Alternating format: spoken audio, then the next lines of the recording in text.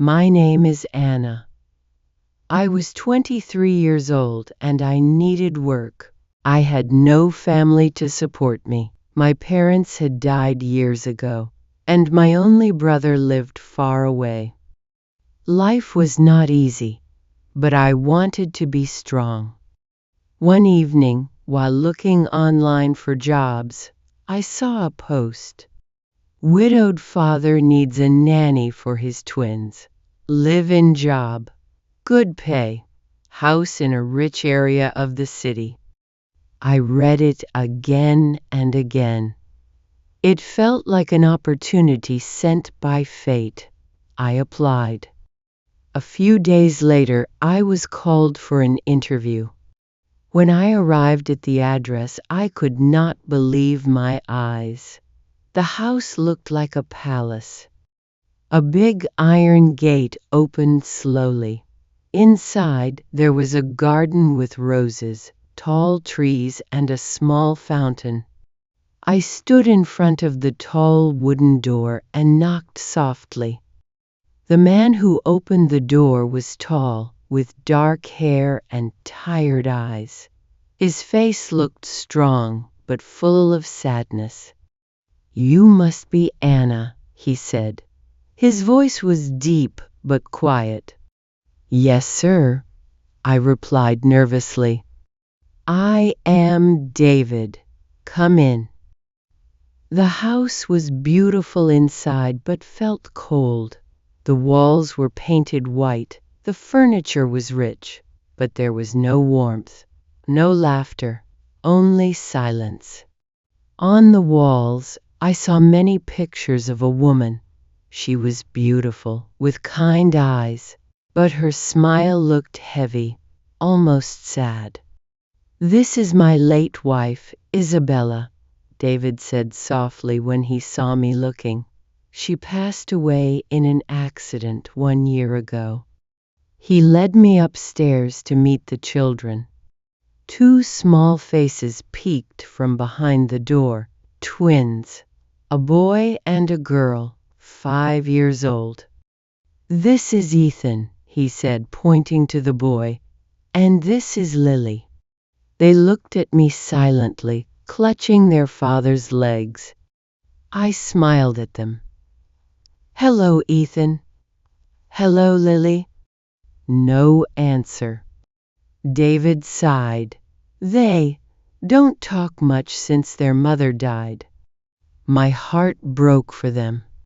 My first official day as their nanny began with breakfast. I went to wake the children. "Good morning, sunshine," I said softly, opening the curtains in their room. They sat up slowly, their hair messy, their eyes sleepy.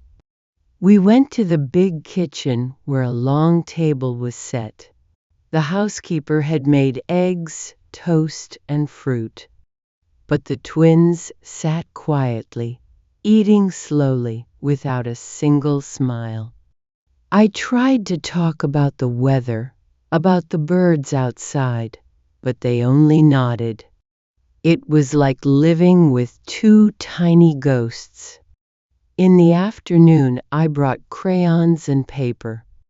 "Let's draw," I suggested. They sat down but stayed quiet. I drew a funny-looking cat with big ears.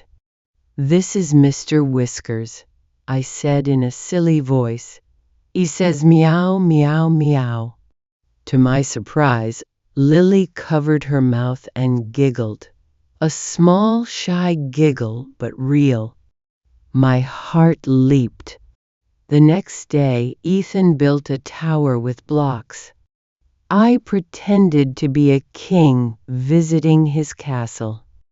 "Sir Ethan, brave knight, may I come inside your castle?" I asked in a royal voice. He laughed. Just a little, but it was enough. Day by day, the house began to change. Breakfasts became more lively. Lily began asking for extra honey on her toast.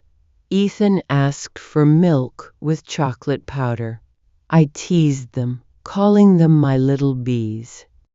Afternoons were for games, sometimes hide and seek in the garden, sometimes painting, sometimes baking cookies.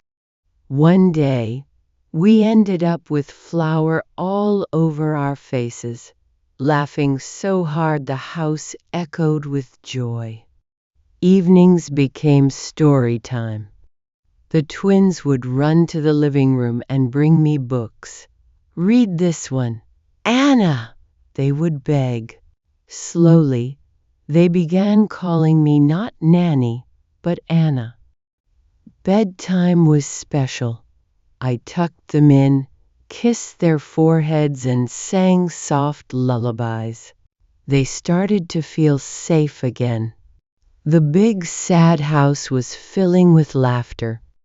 One evening, while I was painting with the twins, I noticed David standing at the doorway, watching us. His eyes looked softer than before. "They haven't laughed like that in a long time," he whispered. I looked at him, my heart racing. For the first time, he didn't look like a cold stranger. He looked like a man who was learning how to feel again. One night, a big storm came. Thunder shook the house. Lightning flashed at the windows. The twins ran into my room, crying, "Anna, we're scared." I pulled them close. "It's just the sky playing drums," I said gently. I told them a silly story about a cat and a mouse having a tea party during the storm. Slowly, their sobs turned into giggles. Then David entered, holding a candle. He saw the twins snuggled against me, finally calm. "You are a miracle, Anna," he whispered. His eyes shined in the candlelight. That night, after the children slept, David and I sat in the dark living room, listening to the rain. For the first time, we shared quiet smiles. Weeks later, the twins' 6th birthday came. I planned a small party in the garden. Balloons, a cake with strawberries, and little hats. At first, David said, "They don't like parties anymore." But when the children saw the decorations, their eyes sparkled. We sang Happy Birthday. Ethan blew the candles with all his strength. Lily clapped her hands. It was the first birthday they celebrated since their mother's death. Tears filled David's eyes as he whispered, "Thank you, Anna." Not everything was perfect. One Saturday, Isabella's sister, Margaret, came. She was elegant, with sharp eyes. She looked at me coldly. "So, you are the nanny." Her voice was full of judgment. Later, when David was not around, she said in a harsh tone, "Don't fool yourself, Anna. You can never take Isabella's place. You are only hired help." Her words hurt me deeply. But when I thought about leaving, Ethan and Lily hugged me tightly. "Don't go, Anna, please." That was when I realized I was no longer just the nanny. I was part of their hearts. One evening, I was putting books away in the library. I climbed a small stool but slipped. Two strong hands caught me before I fell. It was David. For a moment I was in his arms, our faces close. His eyes met mine. "Be careful," he whispered. I felt something powerful between us, something unspoken but real. Days turned into months. The children grew happier. The house grew warmer. One evening, After we tucked the twins into bed, David held my hand. "Anna," he said softly, "I was lost for so long. But you brought back life, laughter, love.